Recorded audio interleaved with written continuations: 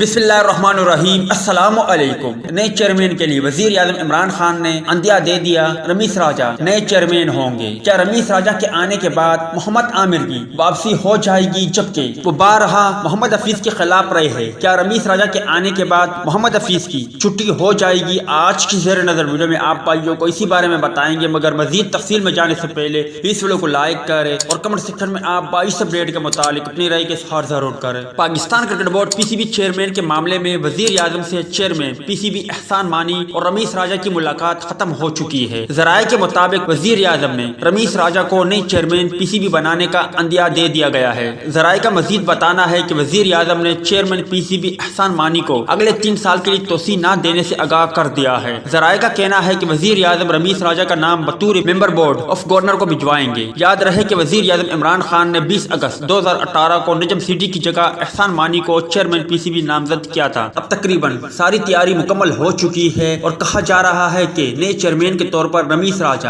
سخت ترین امیدوار ہے، اور شائقین کرکٹر سوشل میڈیا پر یہ بھی بحث کر رہے ہیں کہ رمیز راجہ کے آنے سے محمد عامر کی واپسی ہو جائے گی، جبکہ اس کے علاوہ محمد حفیظ کے لیے قومی ٹیم میں مزید تیرنا مشکل ہو جائے گا، کیونکہ بارہا رمیز راجہ محمد حفیظ اور شعیب ملک کے مخالف رہے ہیں کہ ان کی عمر زیادہ ہے اور ان کو اب باعزت ریٹائرمنٹ کا اعلان کرنا چاہیے۔ امید ہے دوستوں کہ آج کے مختصر ویڈیو بھی آپ بھائیوں کو پسند آئی ہوگی۔ ملتے ہیں کسی نیکسٹ ویڈیو میں، تب تک کے لیے اجازت دیجیے۔ اللہ حافظ۔